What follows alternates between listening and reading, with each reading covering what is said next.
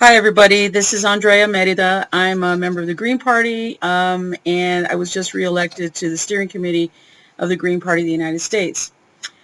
Just wanted to give you some insight as to what I think happened from my perspective this last week at our annual national meeting in Newark. Now, I'm just talking about my perspective, but I also wanted to touch on some of the subjects that have been brought up in the incidences that have been surrounding this meeting, and specifically with regard to diversity and topics of that nature. So just long story short, there were 7 candidates that were running for positions on the National Steering Committee, including myself. 3 of the candidates are black. None of those 3 candidates were elected to the steering committee. There was some understandable outrage. There are newer members of the Black Caucus that were in attendance of the meeting, and understandably felt disenfranchised, and staged a protest, and showed up at our fundraising event, took it over, asked for people's resignations to make place for possibly some of those black candidates. Some verbal commitments were made from some folks who were elected to the steering committee, and there was some work promised for the next day that was going to include a proposal to possibly wipe out the elections, declare the entire steering committee vacant, and then hold new elections for all 7 of those steering committee positions. I should say that our steering committee positions are elected in staggered form. Some years it's 3 people that are up for election. Other years it's 4. But this supposed proposal would ask the National Committee to declare a total vacancy and clear out all 7 of those positions. We have 9 total members on the steering committee, which include those 7 co-chairs as well as the secretary and the treasurer.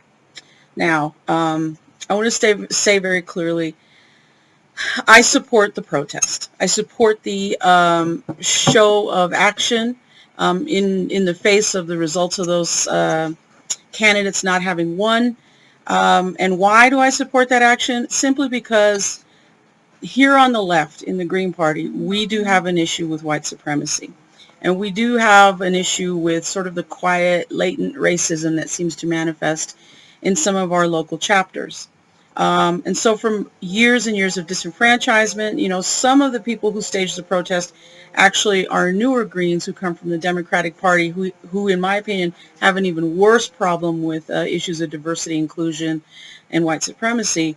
It's really understandable that this would happen. And I absolutely support the impetus. I absolutely support the right to seek redress of grievances. After all, that's part of the text of the First Amendment. And I absolutely stand unequivocally for black liberation. In fact, I have a pretty long track record of standing by the Black Caucus and ensuring that we've had diversity and good representation really since the time that I first was elected to the steering committee back in 2015. In April of 2015, I tried to convene conference calls with members of the Black Caucus to try to protect the caucus, because there was rumblings in the party that some folks wanted to hyper scrutinize the membership of the Black Caucus as a justification to shut it down. I should say that some of those meetings, in all of those meetings, some of the candidates that stood for election this past Saturday were also invited, and unfortunately were not able to participate at that time. Since that meeting in April 2015, I've ensured that our GPUS budget allocated funds to the caucuses to make sure that they had money for graphic design. I fought for and won $1,000 budget for each one of the caucuses to do the kind of outreach they needed to do. Very rudimentary kinds of reforms, but made sure that they happen. And most recently, I was the writer of several proposals that made permanent the allocation of caucuses within our party. And now, as a result, our caucuses no longer have to cough up justification for existence in the form of rosters, in the form of, any of that kind of data. If we're going to talk about diversity, that means diversity needs to be a current and permanent facet. And so I've done a lot of work to make sure that those caucuses were maintained. And plus, my track record of being in support of black liberation is very, very clear. I'm an active supporter of the Black Lives Matter movement here in Denver. The list goes on and on and on. And, you know, there are many people that I associate with who could give you their own testimony about where I'm at, you know, my public statements and things of that nature. So I absolutely do support the protest because it's reaction to some long simmering problems that are going on in our party. Just to give you an example of what some of those problems are, I myself have faced attacks here in Colorado in reaction to the proliferation of anti-racist, anti-oppression bylaws that are spreading like wildfire throughout the Colorado Party locals. Denver was the bellwether on these bylaws. And essentially they say things like, you know, we recognize oppressions, we're in an intersectional party, we reject ideas like misandry and reverse racism. And we in Colorado, at least in the Denver local and some of the other locals that have adopted these bylaws, we absolutely subscribe to the idea that racism isn't just personal bigotry, but racism is a system. And in fact, the mathematical equation that some sociologists use is one that we use as well, which is racism equals bigotry plus power. And so essentially racism is more easily understood as far as we're concerned in Colorado as institutional racism, or in other words, personal bigotry that becomes weaponized and has power behind it. And so therefore, given that fact, and given the fact that except for some people of color and members of other disenfranchised communities that may have accessed power, for the most part, oppressed communities don't have access to that power, and so therefore cannot show anti-male, you know, misandry or reverse racism or reverse ableism or any of those kinds of made up terms that don't take into consideration the actual dynamics of what's going on with power structures in our society.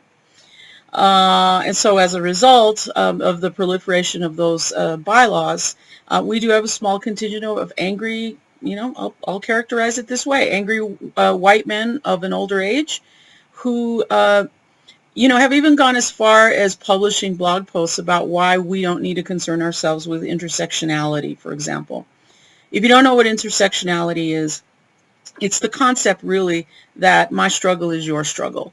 And we give credence to each one's struggle. We stand in solidarity with each one's struggle, and without looking into oppression Olympics.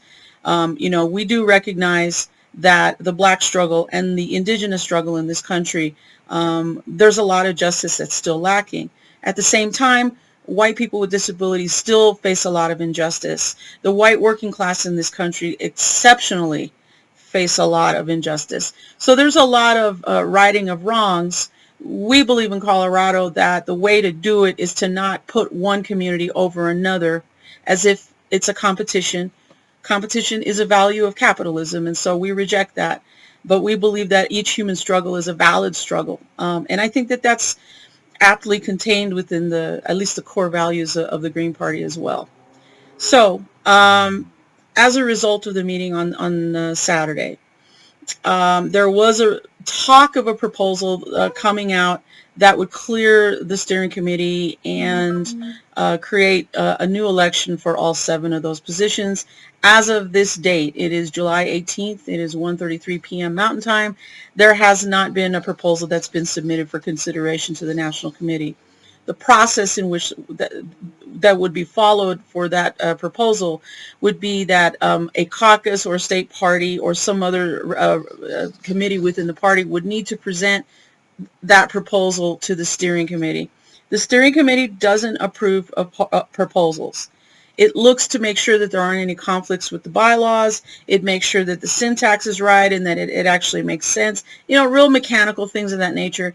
So in the bylaws, it's referred to, you know, checking for findings. In other words, are there any reasons why this proposal isn't ready to be published in the National Committee listserv?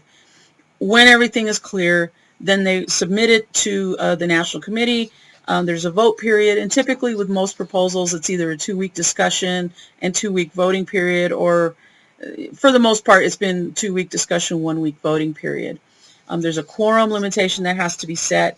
For some proposals, it just needs a simple majority. Other substantive proposals, like a bylaws, or probably in the case of clearing the steering committee, it's going to take a 2/3 majority to pass the proposal.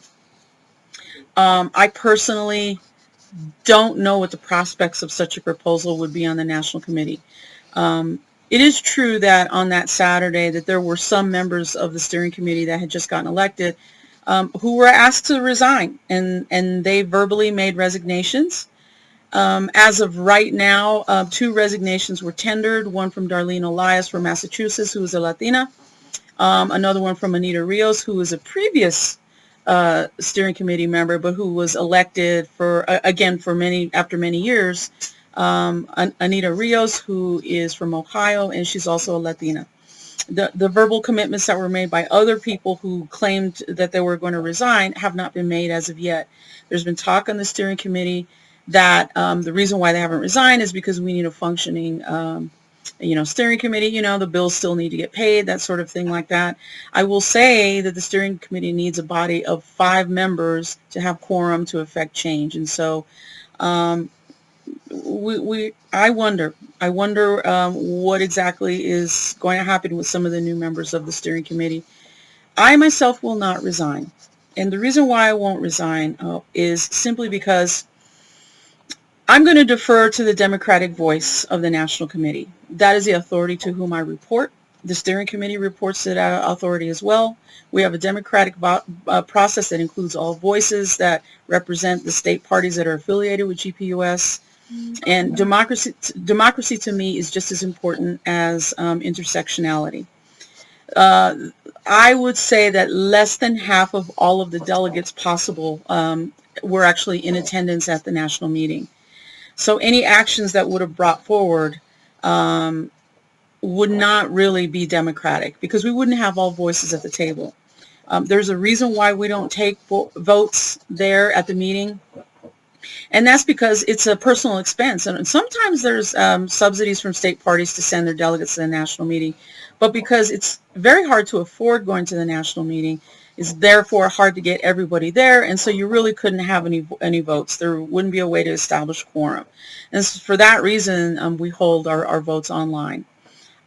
There were some questions about irregularities in the voting. For example, George Martin, one of the candidates for the steering committee, I guess waited to vote quite late in the process. By the time he got on, wasn't able to log on. There's some statements being made that the website was down. The website was not down, but there was Wi-Fi problems throughout the venue. You had to the connection would time out, and you had to log back on. If you're not really familiar with computers or that sort of thing, it might not occur to you that you have to log on. But what the steering committee has decided at this point is that if anybody had any of those kinds of irregularities, your vote wasn't tallied, you weren't able to log on, any of that nature, but you had to really have tried to vote, then your vote will be taken again. There's going to be a process that comes forward for that. And then it will be manually retabulated into the system. There were 142 votes cast, if I remember correctly. There is a total universe of about 160 votes that are possible. And so this would not be to let everyone vote, because if you just didn't vote, then that's not a voting irregularity. But rather it would be open to people who did actually try to vote. And we can track that because we have IP addresses. We have login attempt records and things of that nature. So that's not very difficult to try to figure out. And it doesn't look like a handful, much more than a handful, would have, been affected in this case. So, I was the one that brought that proposal forward within the steering committee at our first meeting under the new configuration. And I'm committed to make sure that that happens. Every vote counts. We're a party that cares about voting integrity. So that's kind of the situation where it stands right now. But I want to talk a little bit more about the way that white supremacy manifests in the Green Party. I was talking to a fellow Green Party member from New Mexico today, and I was commenting about the fact that, for example, New Mexico, I believe right now, is majority Hispanic. But when you look at the Green Party of New Mexico and you look at the locals within it, almost none of the leadership structures, I can't even really think of any of the locals in New Mexico. None of them have any leadership that is Hispanic, to use that term. So we have to ask ourselves, for example, in the state of New Mexico, with the preponderance of people with Spanish surnames, why is there no representation within the local membership even, or even so much the leadership? So there are a lot of examples like that. For me, what we've been able to do to impact diversity, and let me just sidecar for a second. I don't like the term diversity. I don't like the term inclusion when it comes to representation, because these are terms that are about quotas, and these are about centrist, liberal, maybe Democrat ideals to say, look, here is our token. We've provided a place for this person. It does not provide for structural changes to build power. Simply having someone in a situation does not mean structural change for everybody that identifies with that person. I like to point out that the steering committee that existed just before Saturday, 2 of us are Latina, 1 is an African American man, and there are some other identifications as well, right? So out of the 7, and there's a member of the youth caucus as well. So out of the 7 steering committee co-chairs, there's a majority representation of our identity caucuses. So this idea that we didn't have diversity, or that it was an all-white steering committee, is just not correct. But just because someone gets to the role of steering committee does not mean structural change for everyone else with that identity. So instead of worrying about who is on that steering committee, we really need to look at the composition of the National Committee. We need to recognize that delegates who get appointed to the National Committee are delegated by their state parties. In the case of New Mexico, both of their delegates, and I don't mean to pick on them because they're decent people who have good intentions, but in the case of New Mexico, for example, both of their delegates are white men. That's a situation that the state party of New Mexico would have to deal with. And there are other instances as well, of where diverse representation isn't really accounted for. A lot of that has to do with the fact that some of us need our organizing skills developed, and we haven't learned how to reach out to those frontline communities and recruit and get people excited about joining. And so therefore our pool of who we're going to send to the National Committee is that much more diminished, right? So there's a lot of work that we have to do in that regard. In Denver and in the locals of Colorado that have made the bylaws changes, we have seen a drastic uptick of people of color and people that come from the LGBTQIA plus community, et cetera, et cetera. It was extremely important for us to start our internal reforms by stating plainly that people from oppressed communities should not have to defend and fight for recognition of the actual lifetime experiences that they have living in a body of that identity. No one should ever have to justify their existence. No one should ever have to fight off devil's advocates who want to dismantle what their pain is. And so through the bylaws that we have enacted in Denver and in other locals in Colorado, we have said that your struggle matters. And people here are not going to make you justify your existence. And so as a result, even just in the Denver local, the majority of our voting members are Latinos. Some of them are transgender members. Some of them are women. And really, we only have maybe 1 or 2 members, voting members, who are white men. They're actually grossly outnumbered. It's not because we don't like white men.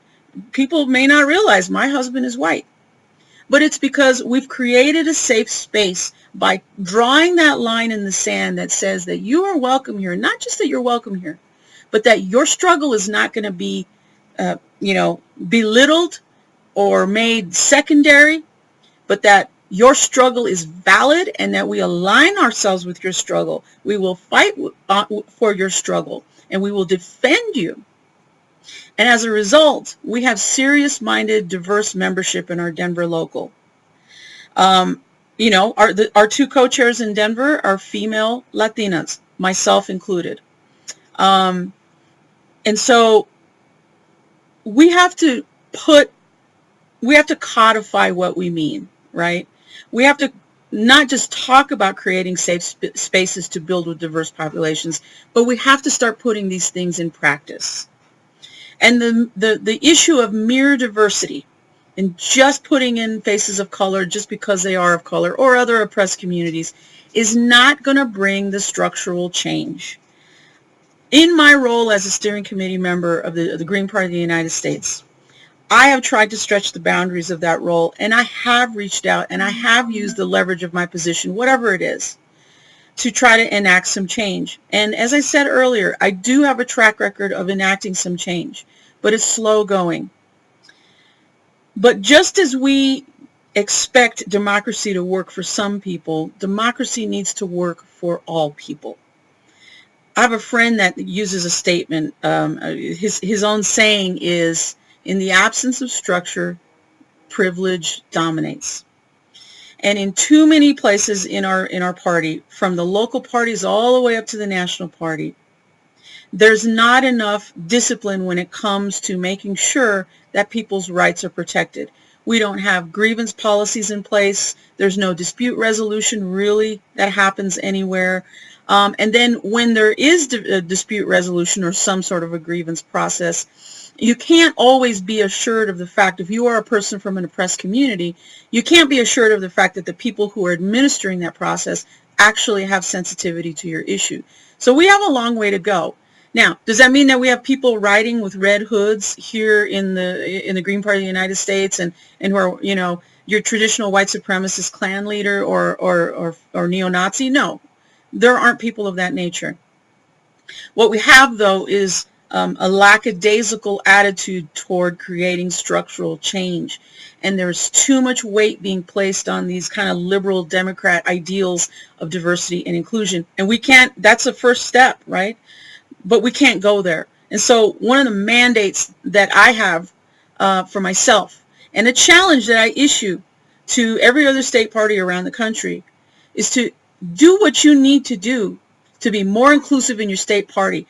Codify rules of engagement for your state party so that people of color, people from other oppressed communities can come in and participate in safety, knowing that they will be respected, knowing that their voices won't be belittled or diminished, and that you are committing yourself to participating in their struggle. Because then when you create that safe space, then you're going to see leadership shine forth. And I have to tell you, the people like me who are from oppressed communities, I've seen magic come from people from repressed communities. They are resourceful. They are tenacious, they are creative, and they have to be able to navigate the society. And so we need to link arms with people who know how to navigate the society with not that many resources, with, legal challenges always thrown at them. And that's really a descriptor for the Green Party itself, right? So we need to link arms with people who face daily struggles so that we can learn something from them, so that we clear the decks of any kind of oppression, any kind of obstacles, any kind of tone policing, any kind of classism, which does happen in the Green Party. And we have to learn how to be more inclusive and really put it on the line and codify what we mean. When you do, you will reap the benefits that we have reaped in Denver. And I got to tell you, the activists that we have in Denver are amazing.